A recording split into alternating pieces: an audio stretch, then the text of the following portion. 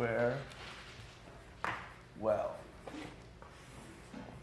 So what is this problem? This is the problem of having a particle that can actually just move on a segment. Like it can move on this eraser, just from the left to the right. It cannot escape here.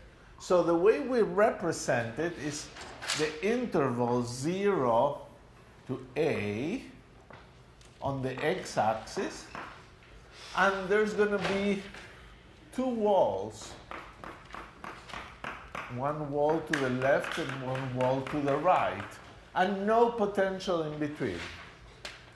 That is, I write the potential v of x as 0 for x in between a and 0, and infinity for x less than or equal to 0, and x greater than or equal to a.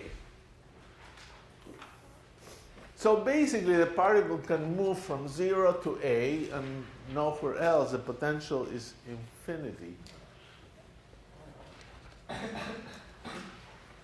Now, this problem, meaning that the wave function, the particle cannot be outside the interval, means that the wave function must vanish outside the interval. And you could say, how do you know? Well, if the potential is infinite, it costs you an infinite amount of energy to be there. So the particle cannot really be there. If it's really infinite energy, then you need. You will see in the finite square well that the particle has probability to be in regions where it classically cannot be.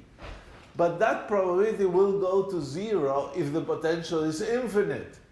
So we can think of it as a limit, and we will reconfirm that. But in fact, if the potential is infinity, we will take it to mean that psi of x is equal to 0 for x less than 0 and for x greater than a. And whether, you know, I'm putting this equals or, you know, there are many ways of doing this. If this function is discontinuous, you have a wall at a. Is the potential 0 at a or is infinity? Well, it doesn't quite matter. The issue is that the wave function is 0 here, is 0 there, and we've said that the wave function must be continuous, so it should be 0 by the time you're at 0 or at a. So therefore, we will take psi of 0 to be 0 and psi of a to be 0 by continuity.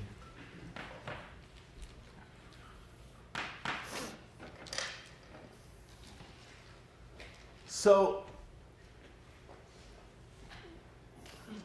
we discussed why the wave function has to be continuous. If the wave function is not continuous, the second derivative of the wave function is terribly singular. It's like a derivative of a delta function, which is an impossible situation.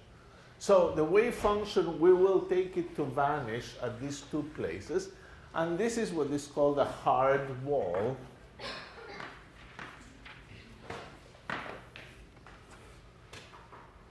So what is the Schrödinger equation? The Schrödinger equation is again a free Schrödinger equation. Nothing, no potential here. So it's the same Schrödinger equation we had there. Psi double prime equals minus 2me over h squared psi of x. Or, again, minus k squared psi of x. Let's solve this. So how do we do it?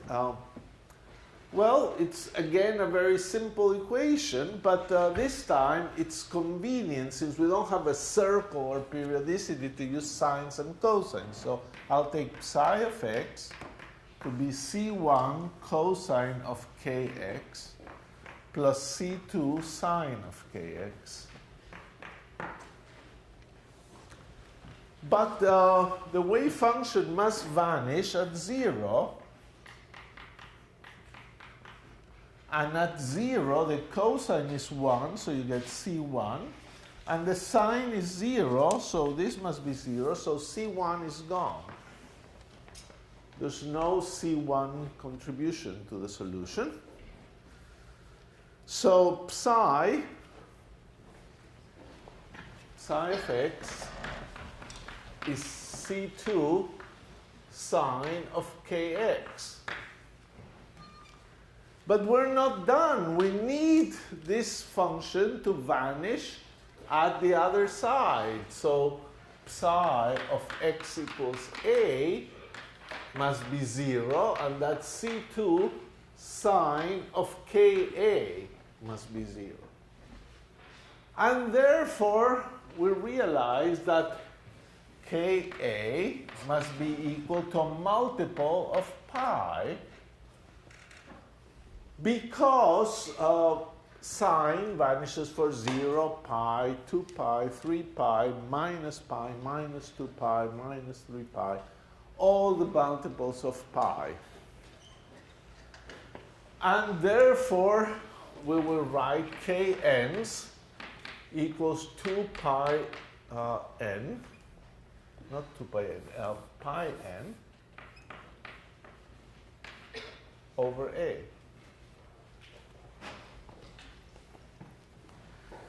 Okay, well, let me ask you, what should we take for n? All integers? Should we skip some? We took all integers for the circle, but should we take all integers here? So what happens here? N equals 0. What's the problem with n equals 0? N equals 0, k is 0, the wave function vanishes. Well, wave function vanishing is really bad because there's no particle then. There's nowhere the probability to find the particle. So n equals 0 is not allowed for sure. N equals 0, no. So why did we allow it n equals 0 in the circle? Well, in the circle, for n equals 0, the exponential doesn't vanish. It's a constant. And a constant is a fine wave function. 0 is not fine, but the constant is good. But n equals 0 is not. So how about positive n's or negative n's? And here comes the problem, as you were getting to it. For n equals minus 2, or for n equals 2, so in one case k is a number, and in the other case k is the opposite sign number. And sine of a number or minus a number, the number goes out. So if you have a sine of minus kx, that's minus sine of kx, and two wave functions that differ by a sign are the same wave function physically. There's nothing different. They could differ by an I and other things. So when you pick negative n's, minus 1, or pick n equals plus 1, you get the same wave function, but just differ by a sign. So it's not new. So in this case, it's very interesting that we must restrict ourselves. We can correct all this and just say n equals 1, 2, 3, all the way to infinity. The wave function then is psi of x, psi n of x is proportional to sine n pi x over a, and you look at it and you say, yes, that looks nice. For x equals 0, it vanishes. For x equals a, it vanishes. N and minus n would give me the same wave function up to a sine. So this is good. I just have to normalize it. And normalizing it would be done by putting an n here, and then the integral of psi n squared dx from 0 to a only would be n squared integral from 0 to a dx of sine squared n pi a x over a.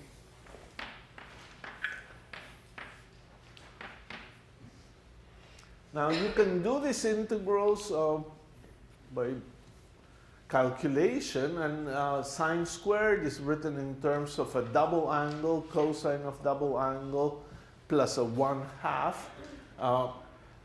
The intuition with these things are that if you're integrating over the right interval that contains an integer number of cycles of the sine squared,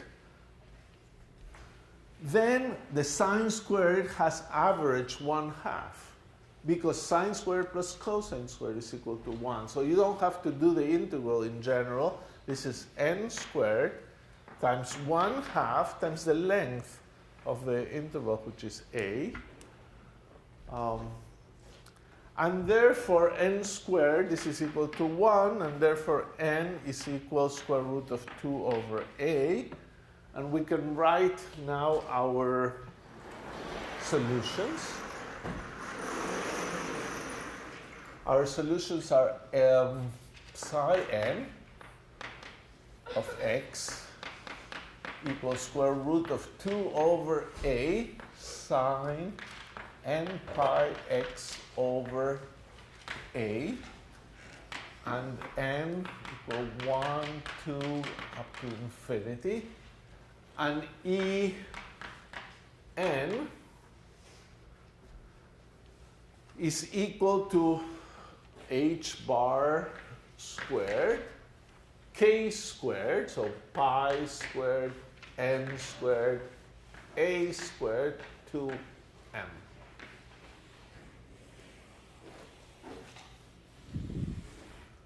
That's it for the solutions. Are there degeneracies? No. Every energy state is different because there's n is equal 1, 2, 3, infinity. Each one has more energy than the next. No, I'm sorry. The energy increases as you increase n. The energy levels actually become more and more spaced out.